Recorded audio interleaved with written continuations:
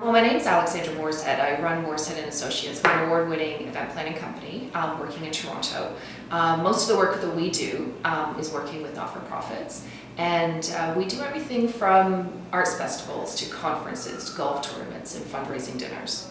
I started about 20 years ago, actually, in the events industry when I was in university. So the first couple of years that I was in university, I was organizing large events. And by my third year, actually, I was organizing Brock University's Orientation Week program. From there, I came out of university, but I was working in a different field, and I kept finding myself organizing my company's events again and again, and that's when I started to realize this is what I should be doing, this is what I love to do. And so I switched careers officially probably about 15 years ago over to doing events, and it's contract work, so it's challenging to start out in, but very rewarding once you get going. My parents, my grandparents, and my great-grandparents all owned their own businesses, so being a business owner really was natural for me to consider. And I guess it would have been back in 2006 or so, I was presented with an opportunity. I was working full-time with the Word on the Street Toronto, and the Word on the Street Canada, which is a separate organization, offered me a contract to run the national office, and it was a contract that would establish my business and give me consistent cash flow for my first couple of years of startup. So all of my other contracts that I took on actually were gravy for me. So that's how I started, and it was in the second bedroom of my home initially. And then a few years ago, we moved into trendy Liberty Village in Toronto, and now we have a staff, and we're fully established at this point. I would say there are very few typical days when you work in special events. You really adapt to the projects that you have. So, gosh, I'll give you a couple of examples. Earlier last year, we were organizing a fundraising gala for Canadian Stage, and part of the opening of the event was that we were going to have a large cake made, like a birthday cake, and the host was to jump out of the cake, so we had to orchestrate how that was going to fit and how this person was going to come out and what the cake needed to look like. So that's one day. I mean, another day would be a few years ago, we were working on the Word on the Street. It's a book and magazine festival that happens in Toronto and Queen's Park, and when you take over a park from the city, you have to ensure that everybody's safe, that the site is clean, and part of that in that particular park involves dealing with the squirrels that are there. There's so many of them, and squirrel death is a common occurrence, so on any day that we're there for the festival, we actually have to make sure that any of the wildlife that dies is cleared up immediately. So from birthday cakes to squirrels, I mean, it's pretty interesting. A typical day would not involve either of those two things. We really spend a lot of time working on Excel spreadsheets and doing a lot of planning. I mean, just as an example, I worked on an event a few years ago for United Way, and we were working, it was a 3-hour event that we were doing.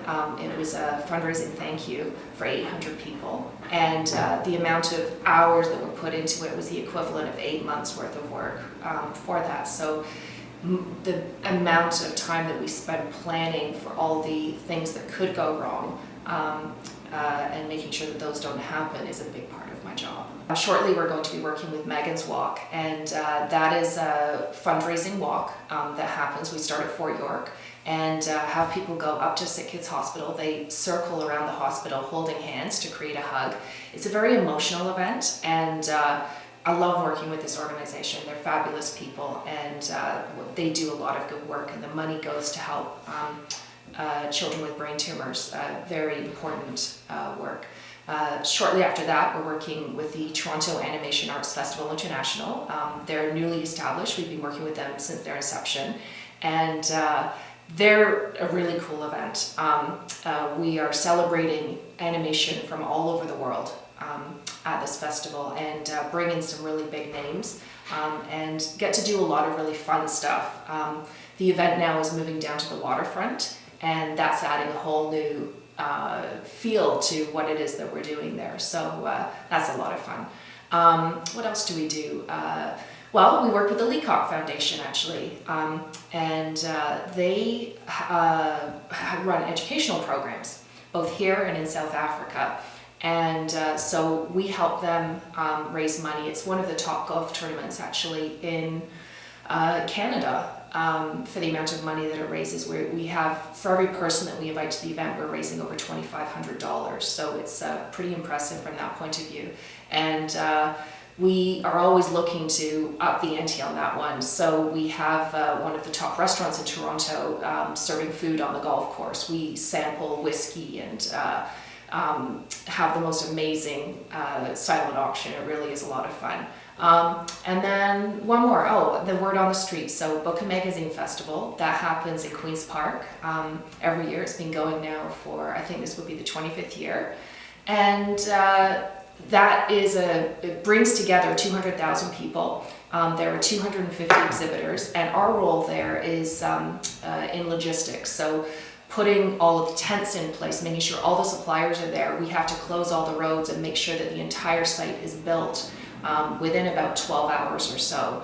And it's probably the largest infrastructure build for a single day event in the city, and actually probably in Canada. So it's quite an achievement, and putting together a jigsaw puzzle every year to make sure all the pieces come together. Well, Moorshead and Associates, really, I think so often we're hired when a client is faced with a challenging situation. So whether it be that the event is too large for them to manage, in some cases we're hired because the person that was in before us has either been let go or they've walked away from the job. Usually there's something that has instigated us going in. Around the time of 2009 or so, when the economy was challenging, we were hired often because the companies were having a hard time reaching the fundraising targets, and we had a very good history of being able to meet those targets and exceed with them. And so there's always an opportunity there that is the catalyst for bringing us on. From there, we build a relationship with them. And so with many of our clients, we actually end up sitting on their board with them, not as a board member, but as an advisor. And we run bank accounts for our clients even. So we have a very strong relationship with our clients that I think other event companies perhaps have less of a relationship than we do. But it works out really well for us, and it works out very well for our clients. So we like that model. I think at this point in the growth of our company, my role, the importance of my role is actually lessening a great deal. What's very important is that I hire the right people now. And I've been extremely lucky in that regard to bring on some very talented people. So as long as I do a good job with bringing in the right people, bringing them up to speed on the project, training them where needed, that's really where my role is at this point. I still have a close relationship with all of the clients. I'm very much involved in the day-to-day, but definitely the scope of what we're doing now is larger than just me. And I think that is actually a formula for success for us. When someone is starting out in special events and they're curating an event for the first time, I always advise them to go ahead and I call it bag the elephant early. So you want to bring in that big name as early as you can, and putting the resources and the time and the thought into what is it that your event is going to do for this big elephant that you're bringing in. Will pay for itself. And I'll give you an example actually. So when I first started working for the Word on the Street Toronto, my first year, I was surprised at the quality of the authors that the organization was bringing in. They definitely were not up to where they could have been. And what we did in the second year that we ran the event for them is we put in a stage that was, it was 6 times larger than any stage we'd ever put in before. And we made a call out to David Suzuki, who had a book out at the time, and said, would you come? And we put together a whole package for him and made sure he was going to be treated like a VIP. We actually greened our whole festival to attract him to it. And he came out. As a result of his coming out, all of these different authors wanted to meet him, and we started to impress the publicists working for the publishers. So it worked out really well.